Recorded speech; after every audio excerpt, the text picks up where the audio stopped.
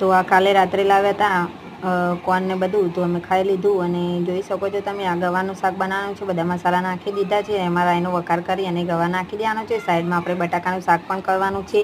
તો ડબલ શાક છે, કારણ કે અમારા ઘેર મહેમાન આવે છે. તો વિડીયો પૂરો જોજો, તો મહેમાન તમને જોવા મળશે.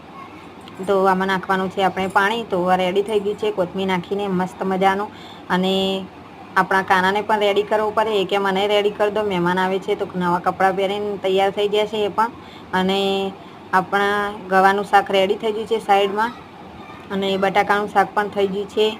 તો જોઈ શકો છો તમે, કેવું લાગ્યું તમને બટાકાનું શાક, અને મારો કાનો પણ કેવો લાગ્યો. અને આ છે મારા નણંદ અને નણંદોય છે.